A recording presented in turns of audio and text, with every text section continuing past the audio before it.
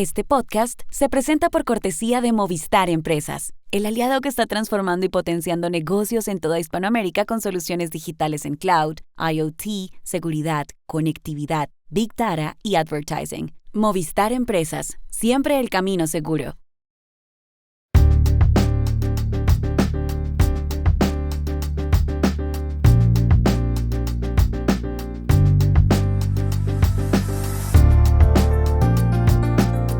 ¿Puede Estados Unidos procesar a Gustavo Petro?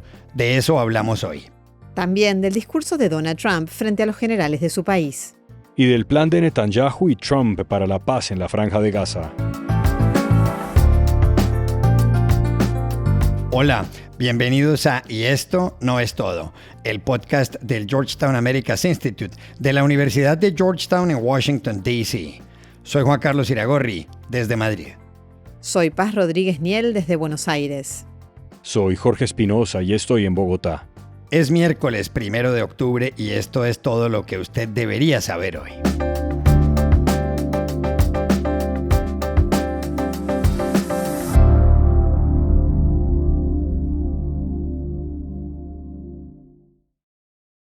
El presidente de Colombia, Gustavo Petro, continuó el lunes atacando a Donald Trump.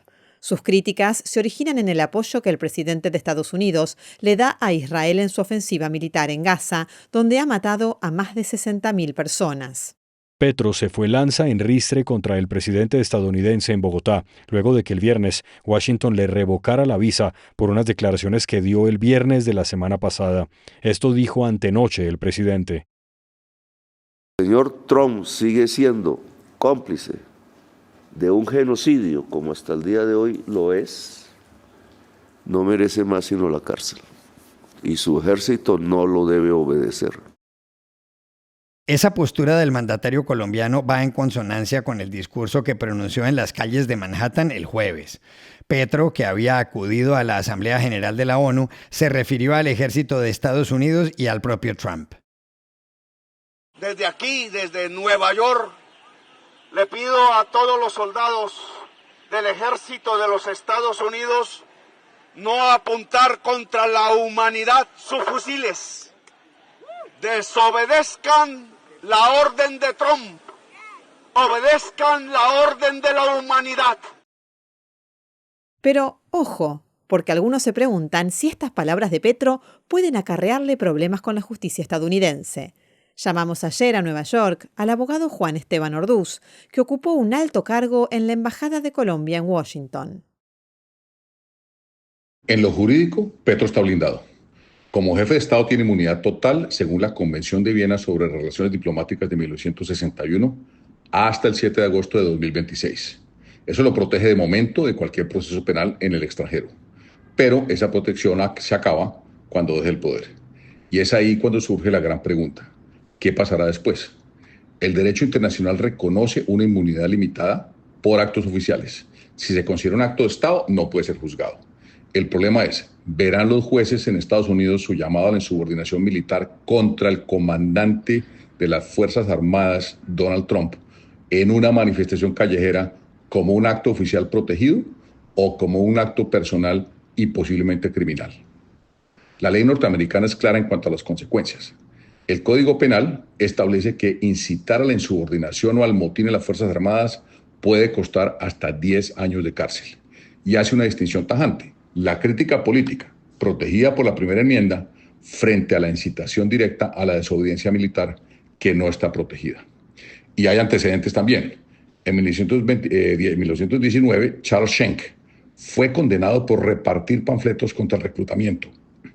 Ese mismo año, Eugene Debs, líder socialista, fue encarcelado por apoyar a los objetores de conciencia. Curiosamente, Eugene Debs hizo campaña presidencial desde la cárcel, pero eso es motivo de otras anécdotas y otras conversaciones.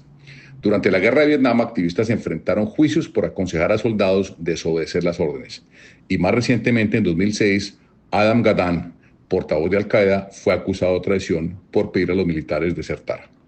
Entonces, la línea es consistente. Protestar es legítimo, llamar a la insubordinación es un delito. Los jueces de Estados Unidos tendrán que revisar si se inician acciones penales y si sí, tendrán que definir. ¿Fue lo que hizo Gustavo Petro en una calle en Nueva York un acto de Estado o no lo fue? Si no fue un acto de Estado, ¿constituye un llamado a la insubordinación o no lo constituye? Si sí fue un llamado a la insubordinación, ¿habrá una condena en contra de Gustavo Petro o no la habrá? En este escenario, los jueces de Estados Unidos claramente tienen la palabra después del 7 de agosto de 2026 si se inicia una acción penal por la actuación del presidente de Colombia en Nueva York, en las calles de Nueva York.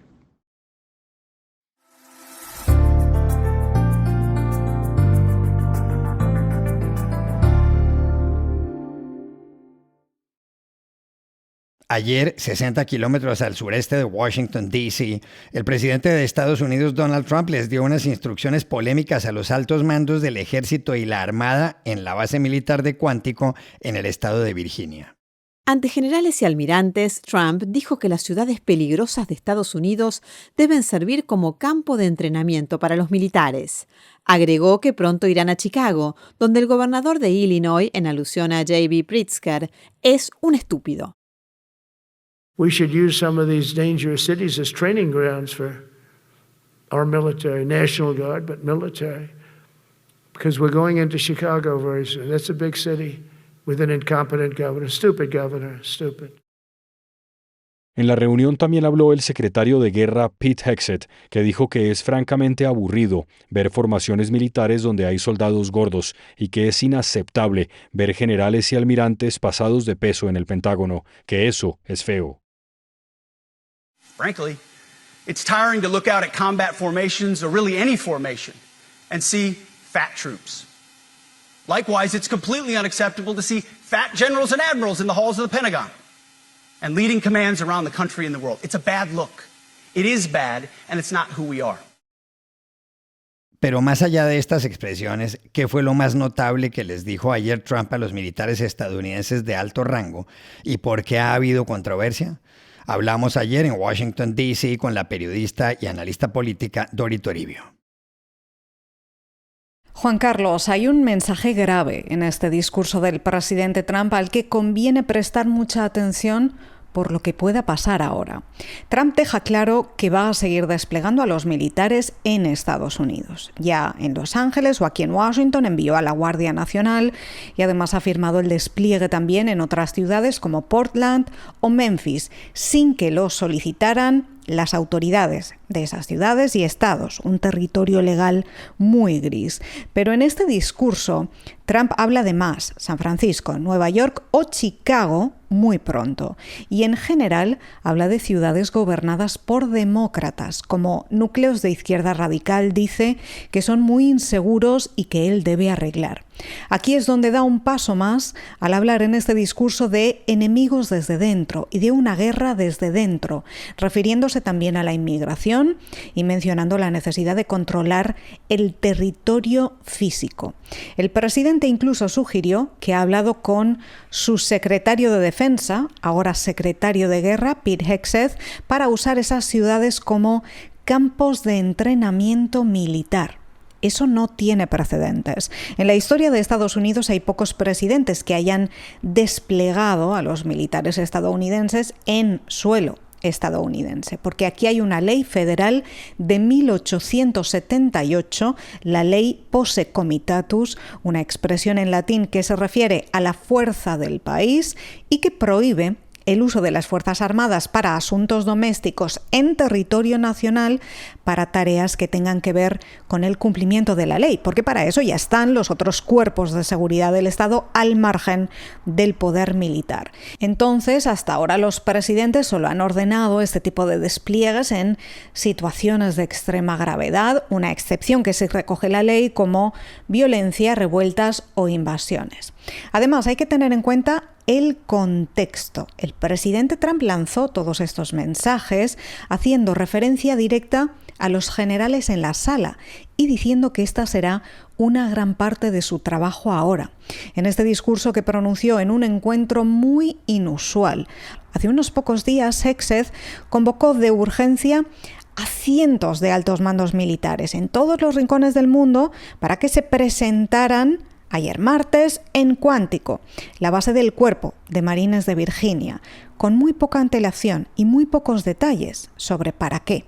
Además de las dudas sobre la seguridad, con cientos de generales y almirantes dejando sus puestos y viajando al mismo tiempo a Estados Unidos. Y en esa cita, el presidente Donald Trump lanzó este mensaje y su visión del papel del ejército de Estados Unidos y en Estados Unidos.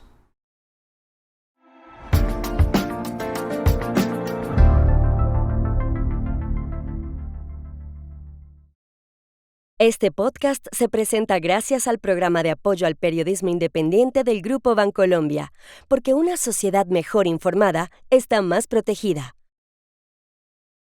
Al momento de grabar este podcast, el mundo entero esperaba la respuesta del grupo terrorista Hamás al plan de paz para Gaza, anunciado el lunes en la Casa Blanca por el presidente de Estados Unidos Donald Trump y el primer ministro de Israel, Benjamín Netanyahu.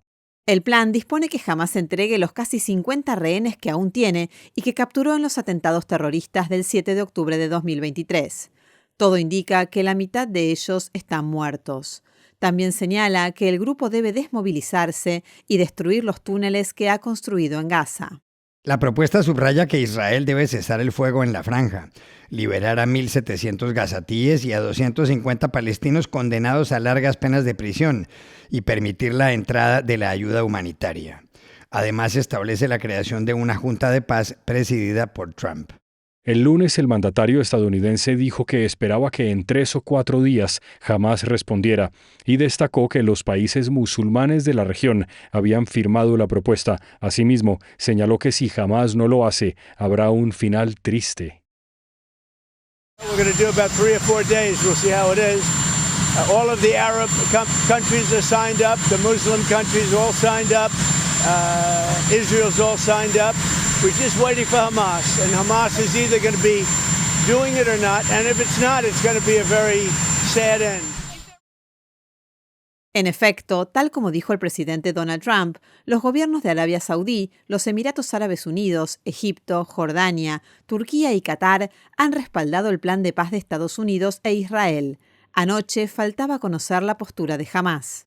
El plan contempla además que, si los primeros pasos se cumplen, podría empezarse a debatir la creación de un Estado palestino en la zona. El problema es que Netanyahu, tras publicar la propuesta junto a Trump, pareció distanciarse de este punto. ¿Funcionará la iniciativa y se podrá detener una espiral de violencia que se ha cobrado más de 65.000 vidas? Llamamos ayer en Madrid a Haitham Amira Fernández, director ejecutivo del Centro de Estudios Árabes Contemporáneos, CEARC. Existe un clamor mundial para que paren las masacres en Gaza, para que entre la ayuda humanitaria que tanto necesitan los civiles de esa franja, para que se liberen a los rehenes israelíes y haya una vía de solución para el conflicto que ya dura mucho entre palestinos e israelíes y que causa tanto sufrimiento. De ahí que haya una necesidad de buscar algún atisbo de esperanza, algún plan que pueda proporcionar las bases de ese fin de una guerra y una masacre. Sin embargo, el plan presentado por el presidente Donald Trump el pasado lunes, junto al primer ministro israelí Benjamín Netanyahu, que es una de las partes enfrentadas en este conflicto, es un plan que deja muchas dudas y falta concreción algunos de los elementos centrales que lo componen. Está diseñado de una forma que se puede interpretar de maneras diferentes, que puede permitir que alguna de las partes decida incumplir lo que ha entendido la otra y, sobre todo, carece de mecanismos de garantía para que lo acordado se lleve a la práctica. Ya ha habido alto el fuego, acuerdos alcanzados en estos 2 últimos años, en 2 ocasiones, que han sido rotos por parte de Israel en el momento que ha considerado que le convenía reanudar las operaciones militares. Y además el objetivo de Netanyahu de permanecer en el poder para mantener la inmunidad del cargo parece incompatible con un fin de las hostilidades, y ahí que el presidente estadounidense, cuando ha dicho que la responsabilidad entera está sobre el tejado de Hamás, el riesgo es que si se interpreta desde Israel o desde la Casa Blanca que Hamás no ha hecho todo lo que quieren que haga, pues que esto dé una excusa para que Israel siga adelante con el plan que han declarado algunos ministros israelíes y algunos militares, que es el de provocar una limpieza étnica y expulsar a la población de Gaza, lo cual traería más conflicto y más guerra al conjunto de Oriente Medio. Y estas son otras cosas que usted también debería saber hoy. En el Ecuador continúan los problemas en el marco del paro y de las protestas convocadas por la Confederación de Nacionalidades Indígenas, CONAIE. El domingo, un hombre de 46 años, Efraín Fuérez, murió luego de que soldados lo golpearan en la carretera E35 en una zona montañosa. Y en las últimas horas, en Otavalo, fue emboscado un convoy con representantes de la Unión Europea y las Naciones Unidas. En esa caravana iba también el embajador de Italia, Giovanni Danoli. La falta de acuerdo entre republicanos y demócratas en el Congreso de Estados Unidos para ampliar por ley el funcionamiento de las agencias federales derivó la pasada medianoche en el cierre del gobierno de ese país. No es la primera vez que ocurre y la consecuencia será que no habrá museos ni parques nacionales abiertos y que los desembolsos de la seguridad social podrán retrasarse. Ahora las dos bancadas deberán discutir nuevamente cuánto dinero destinar a esas entidades. Tras 19 años de matrimonio, Nicole Kidman y Keith Urban se separan. Ayer se supo que la actriz de 58 años radicó en Nashville, en Tennessee, la solicitud respectiva, con lo cual vivirá lejos del rockero un año menor. Las dos hijas que tienen en común, Sunday Rose y Faith Margaret, pasarán con Kidman 306 días del año y con Urban el resto. La actriz estuvo casada anteriormente, de 1990 a 2001, con Tom Cruise, y su separación de Keith Urban causó sorpresa porque aparentemente se llevaban bien. Y aquí termina Y esto no es todo, donde siempre habrá más. En la producción estuvo John F. Burnett. Pueden suscribirse a este podcast en nuestro sitio web y esto no es todo.georgetown.edu, seguirnos en nuestras cuentas de X y de Instagram, @y esto no es todo, y buscarnos en nuestro canal de YouTube. Gracias por oírnos. Chao, hasta la próxima.